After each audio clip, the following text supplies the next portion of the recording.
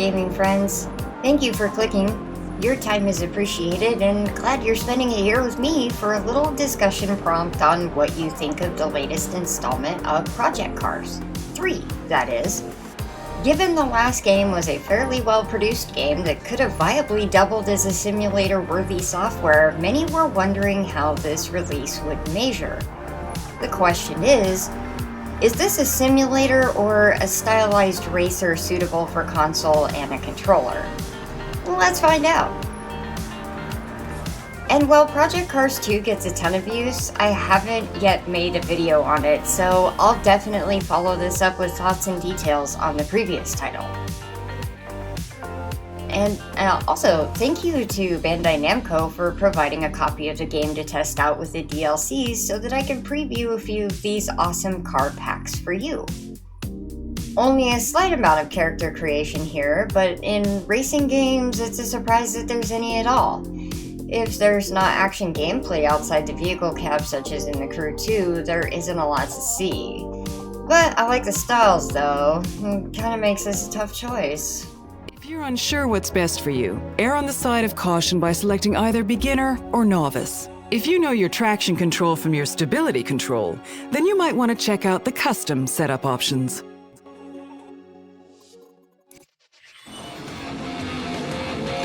A new era of motorsports has arrived, taking what you love about racing to a whole new level. Intense action, thrilling overtakes, and exciting incidents are now the norm, not the exception. This racing revolution needs a new breed of driver, and this is where you come in. We need bravery, determination, and willingness to take the risks needed to win. So let's get you out on the track and see what you can do.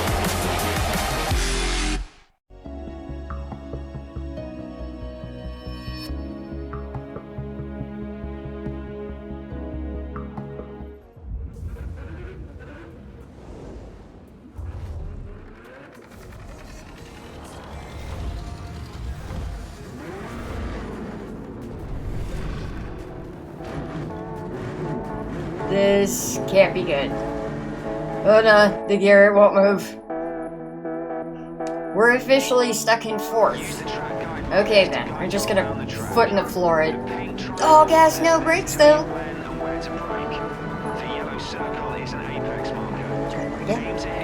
Well, that's a bit unique. We got some markers here for braking points and aiming on turns.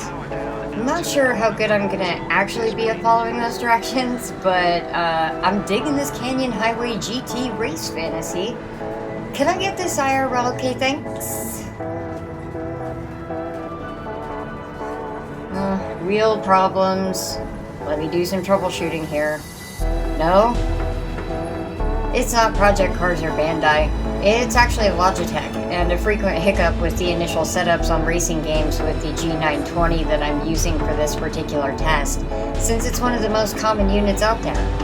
It's a great economic starter, tons of immersion from the feedback even if it's less than realistic.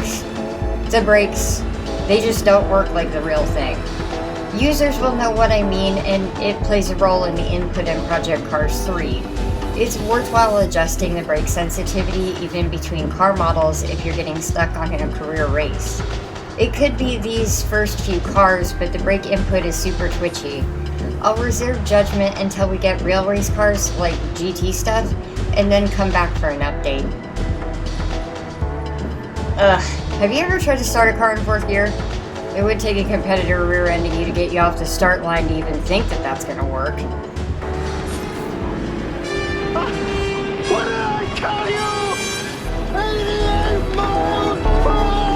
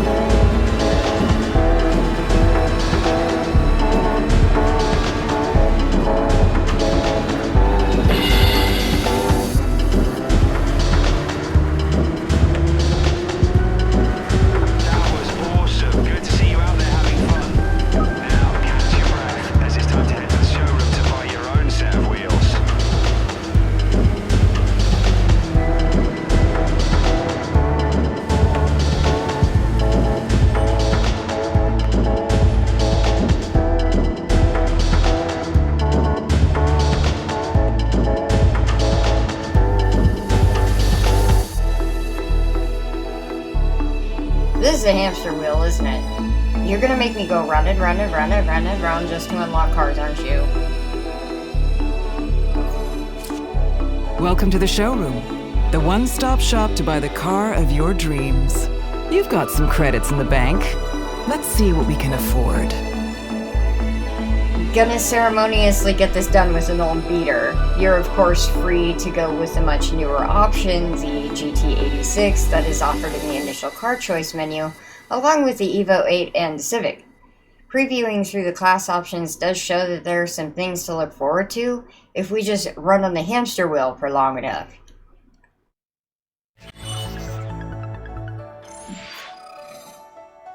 This is your garage. Here you can upgrade and customize your collection of cars. So let's personalize your new car to make it stand out on the track.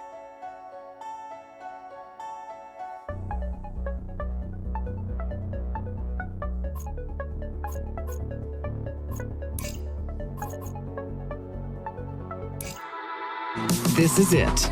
Your chance to show your skills to the automotive world. You'll be up against some of the best racing talent there is, so you'll need to fight for every position. Results matter, and mistakes will be costly. It won't be easy, but if you want to become the ultimate driver, you'll need to earn it every step of the way. Get out there and prove yourself.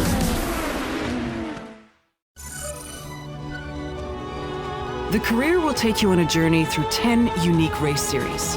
To progress, you'll need to either upgrade your current car or buy new cars to meet the various entry requirements.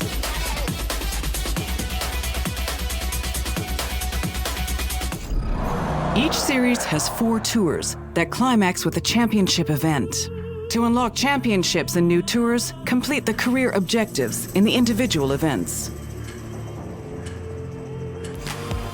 This is going to be your first career race with your own wheels. It's for real now. So take a quick look at the event details and objectives, then hit race to dive into the action.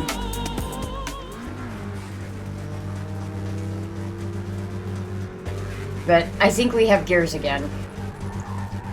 To start, they're all switched on, including the traction control, and while this is super easy mode, the annoyance is the game produces essentially the same effect as my old 350Z when the traction slips and sigh, there goes all the power. That's gonna have to go to test the handling.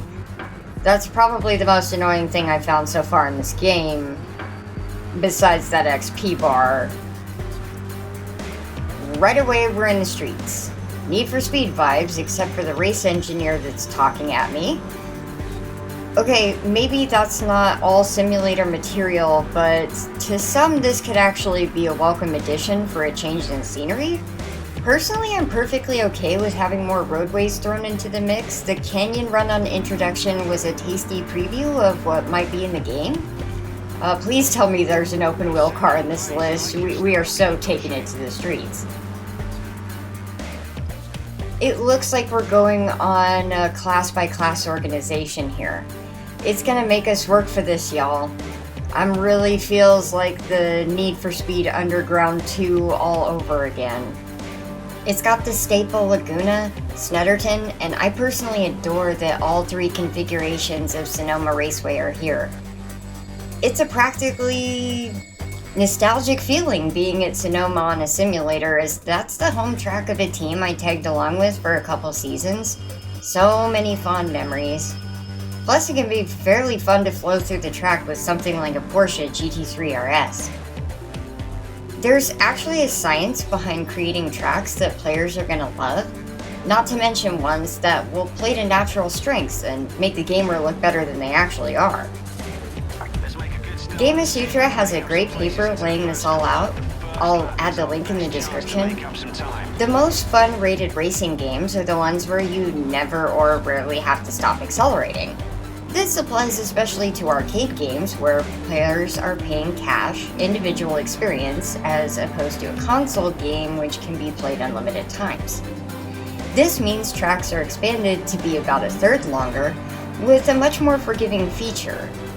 Needle threading described an intended corner design that tricks players optically to make them feel more confident.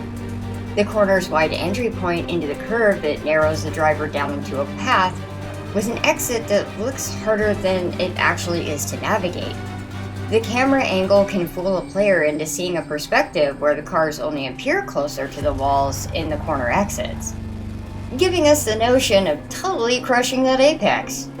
You know we love it, but this can be the aspect for the average racing gamer that are a massive downside to the player utilizing their simulator setup to learn techniques which could be applied in an actual car on a real-life track. I can understand the disappointment simulator racers are having with Project Cars 3 because it's slanted towards more of the fun, feely consumer side. That might even be considered a sellout after how close Project Cars 2 was evolving towards a legitimate simulator. Companies have to make decisions, and this may have just been a choice to serve a larger audience. That makes this one for the stay calm and race on category. We can love games like Forza and Need for Speed 2. I know I do. We're in for the long haul on this one, but I'll bring some sporadic updates, especially if there's anything interesting. As far as the points here, it's not as clearly defined as its predecessor on what it's trying to achieve, but its so far fun factor in the races is a 7 out of 10. The adjustability on AI aggression is a nice touch. For some races, I'm not entirely sure if it makes much of a difference though.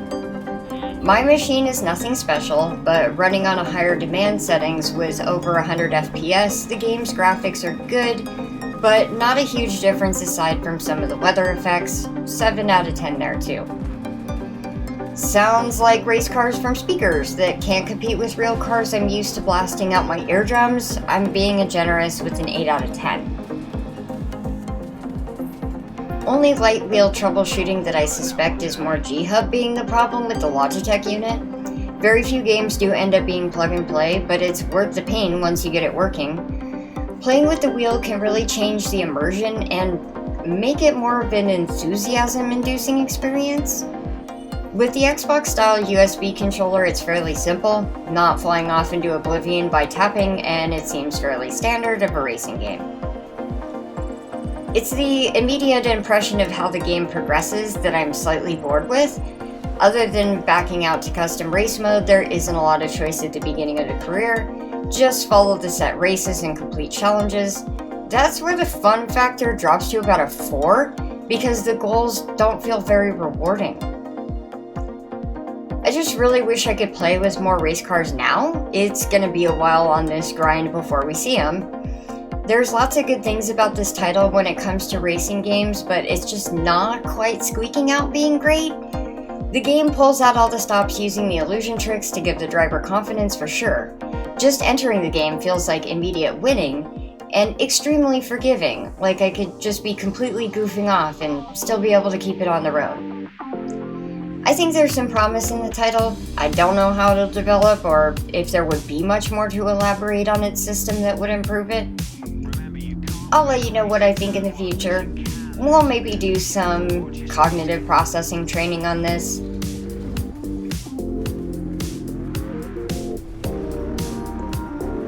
On this channel, we're interested in learning and infotainment, so if you've got any great science links out there regarding to gaming or racing, be sure to share, because sharing is caring and science is fun. So take care y'all, and bye-bye!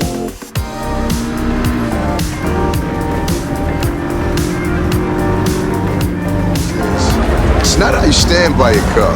It's how you race your car. You better learn that.